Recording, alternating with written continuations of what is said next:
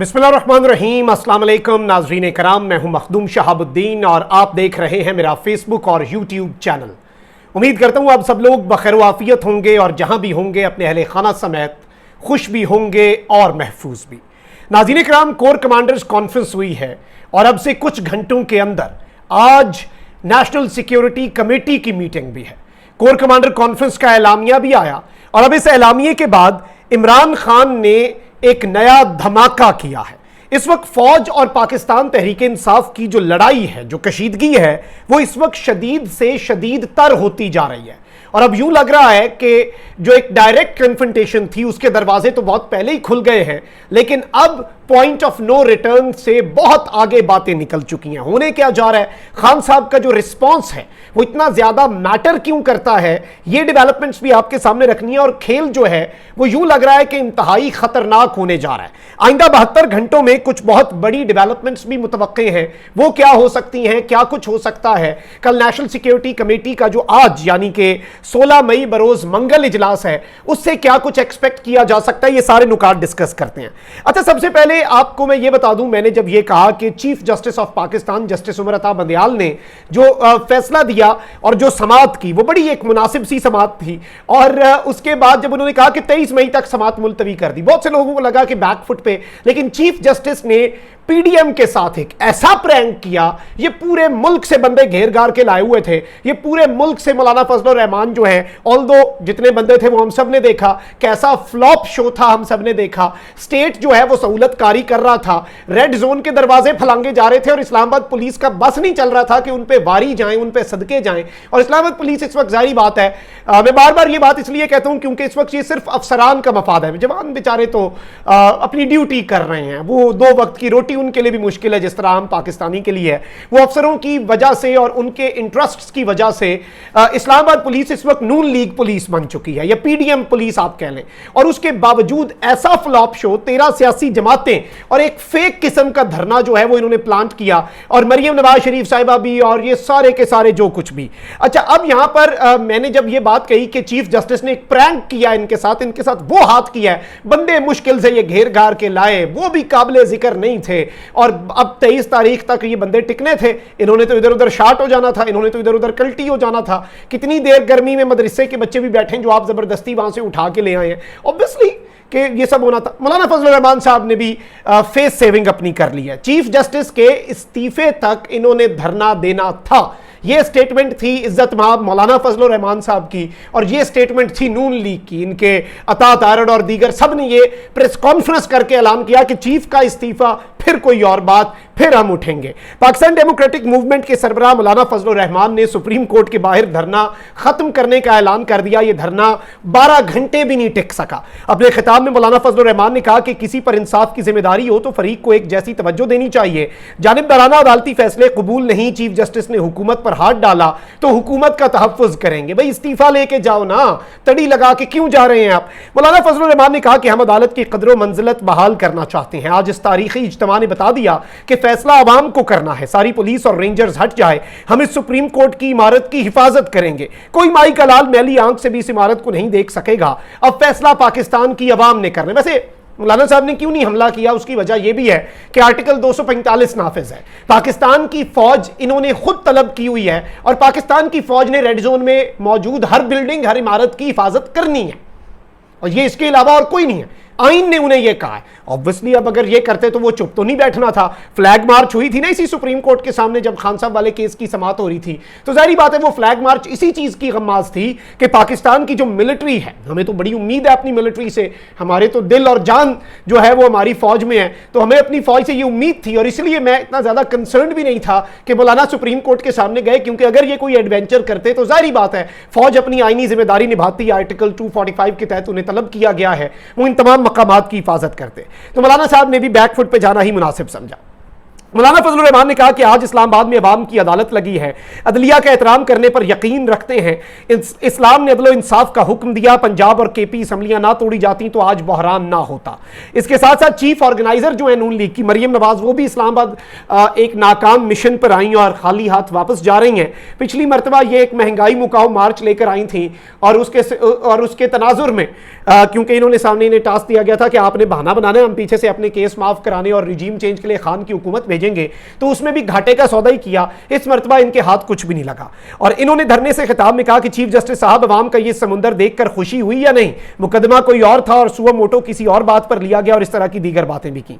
मौलाना फजलुर रहमान जो है उन्होंने अपना धरना जो है वो खत्म करने का जो ऐलान है वो बड़ा इंपॉर्टेंट किया है। अब जरा आ जाते हैं जो पाक फौज का एक ऐलामिया आया है उस पर और उसके बाद खान साहब के रद्द अमल पर, और मेरे पास 3 वीडियो क्लिप्स हैं जो मैंने आपके सामने रखने हैं। और मामला जो है वो इस वक्त फंस चुका है, जो होता है ना, सींग फंस चुके हैं और अब सिर्फ और सिर्फ इसे ऑब्जर्व किया जा सकता है क्योंकि सींग किसी एक के टूटने हैं। अनफॉर्चुनेटली मेरे मुल्क के लिए बड़ा गलत है। फौज मेरे मुल्क के लिए जरूरी, एक जाने मेरे मुल्क का एक मुनज़्ज़म इदारा, इंपॉर्टेंट इदारा, एक तरफ मेरे मुल्क का मकबूल तरीन सियासी लीडर जो इस मुल्क का सबसे ज्यादा गमखार है, और दोनों को आपस में सींग लड़ाता देखकर किसी मुहब्बे वतन पाकिस्तानी को खुशी नहीं हो रही।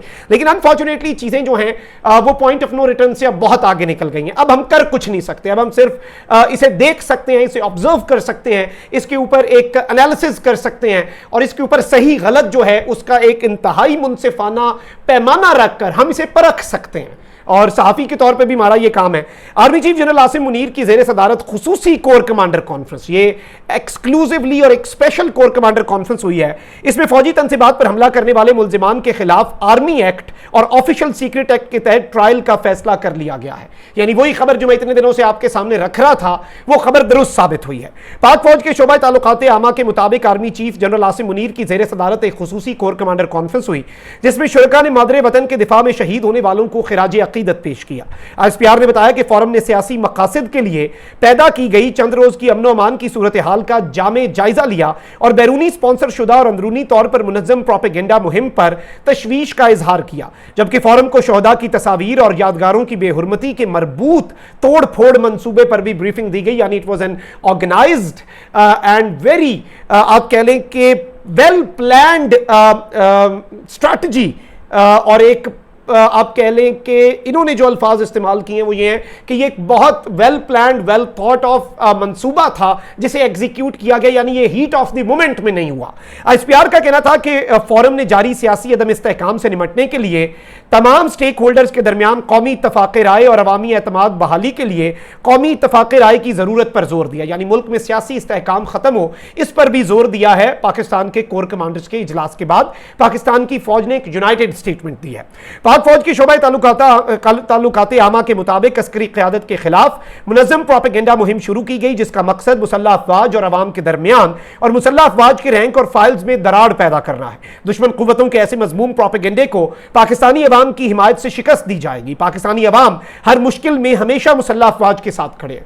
वैसे मैं ये बात हमेशा कहता हूं कि हर मुश्किल में मुसल्लह अफवाज भी कौम के साथ खड़ी हो और कौम भी अपनी मुसल्लह अफवाज के साथ खड़ी हो, ये होना भी चाहिए, इसमें कोई वो बात नहीं है। एसपीआर का कहना है कि फोरम ने जमहूरी अमल मजबूत बनाने के लिए कौमी इत्तफाक राय पर जोर दिया, यानी बार बार कहा कि एक नेशनल कंसेंसस बिल्ड करें ताकि डेमोक्रेसी मजबूत हो। एसपीआर के मुताबिक फौजी तनसीबात की तोड़फोड़ पर मुश्तमिल मरबूत मंसूबे के तहत इदारे को बदनाम करने की कोशिश की गई, जबकि फोरम को ब्रीफिंग दी गई है कि मंसूबा इदारे को रद्द अमल देने और उकसाने के लिए अंजाम दिया गया। कोर कमांडर कॉन्फ्रेंस ने फौजी तनसीबात, सरकारी निजी इमलाक के खिलाफ सियासी मुहर्रिक और उकसाने के वाकयात की सख्त मजम्मत की और अफसोसनाक वाकयात पर फौज के रैंक और फाइल के गम और जज्बात का भी इजहार किया। एसपीआर के मुताबिक कॉन्फ्रेंस में फैसला किया गया कि फौज इन उकसाने वालों, हौसला अफजाई करने वालों और मुजरिमों से बखूबी वाकिफ है। इन घिनौने जराइम में मुलव्विस अफराद को पाकिस्तान के मुतल्लका कवानीन के तहत कटहरे में लाया जाएगा। मुजरिमों को पाकिस्तान आर्मी एक्ट और ऑफिशियल सीक्रेट एक्ट के तहत ट्रायल के जरिए इंसाफ के कटहरे में लाया जाएगा और तनसीबात और सेटअप पर हमला करने वाले मुजरिमों के खिलाफ मजीद तहम्मुल का मुजाहरा नहीं किया जाएगा और किसी भी एजेंडे के तहत फौजी तनसीबात और मकामात पर हमला करने वालों के खिलाफ कोई रियायत नहीं बरतेंगे। अब तक हासिल किए गए नाकाबिले तरदीद शवाहिद की बुनियाद पर मुसल्लह अफवाज हमलों के मंसूबा साजों, इश्ताल दिलाने वालों, मददगारों और इस अमल में शरीक अफराद से अच्छी तरह आगाह हैं। इस सिलसिले में हकाइक को तोड़ मड़ोड़ कर पेश करने की कोशिश बिल्कुल बेकार है। बहुत तवील स्टेटमेंट जो है और बहुत वाजे और बड़ी दो टोक स्टेटमेंट आपके सामने जो है वो आईएसपीआर की तरफ से आई है। अब जरा नाज़रीन किराम आ जाते हैं कि इस वक्त ऑन ग्राउंड सूरत हाल क्या है। इमरान खान साहब जो हैं उन्होंने एक कौम से छोटा सा वीडियो मैसेज दिया है और एक उन्होंने एक तरह से आपको मैं ये बता दूं कि उन्होंने ये क्लियर किया है कि इस सब के अंदर कौन मुलव्विस था कौन नहीं। दो वीडियो क्लिप्स खान साहब ने शेयर की हैं जिसमें यह साबित हो रहा है कि पीटीआई की जो लीडरशिप है वो कह रही थी कि अंदर ना जाएं, तोड़ फोड़ ना करें। और फिर खान साहब ने यह भी कहा है कि हमारे पास ऐसे शवाहिद भी हैं कि इसके अंदर बहुत से ऐसे लोग थे जो इनसाइड जॉब के तौर पे आ रहे थे और पीटीआई को बदनाम करने का यह मंसूबा था, इसलिए बीच में शरपसंद खुद इंस्टॉल किए गए पीटीआई के अंदर। आप पहले यह क्लिप देखें नंबर 1, फिर मैं आपको क्लिप नंबर 2 दिखाता हूं, फिर खान साहब ने जो गुफ्तगू की है शॉर्ट सी 2 मिनट की गुफ्तगू खान साहब ने जो की उसे भी सुनते हैं।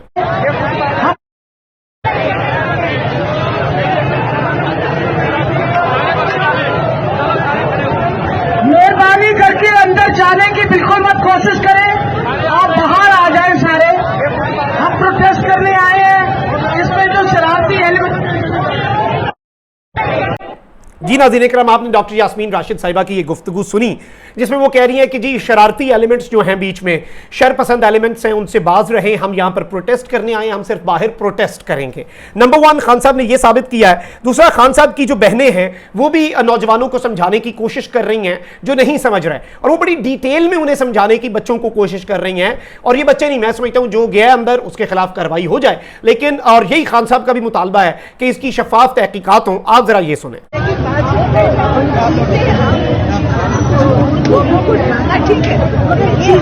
भाग्य हुए ना अंदर से, ये तो हमारा है, किसी को फील करवाना, कैसे फील करवाना है, ये तो हमारा है, पाकिस्तान का है। हम तो इमरान से आगे हमारा इसको कोई कुछ नहीं। पाकिस्तान है, खान साहब पाकिस्तान में नहीं खड़े। ये मेरी बात सुने, ये इमरान खान साहब की बहनें हैं दोनों, आपको पता है? हाँ जी, ये देखिए वो खुद हमें कह रही है तो हमें मानना चाहिए। पाकिस्तान में बढ़ के कुछ नहीं।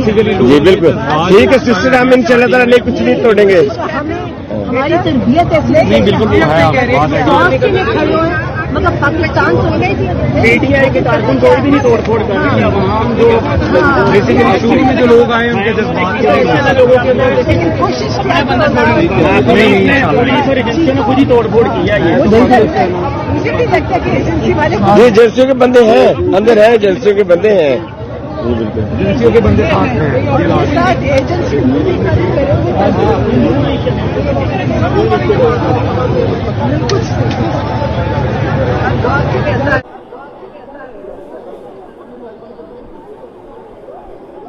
जी तो नाज़रीन इकराम, ये 2 क्लिप्स इमरान खान साहब ने शेयर किए हैं। इसके साथ ही साथ खान साहब ने कौम से खिताब भी किया है एक शॉर्ट मैसेज की सूरत में, और इमरान खान साहब ने कुछ बातें कही हैं और ये एक रिस्पांस के तौर पर, रद्द अमल के तौर पर चीज़ें सामने आ रही हैं, और खान साहब इस पूरे नैरेटिव को उड़ा के रख रहे हैं जो कि दूसरी साइड से पेश किया गया। और जाहिर बात है दूसरी साइड खान साहब के नैरेटिव को उड़ा रही है और उस पर यकीन नहीं कर रहे।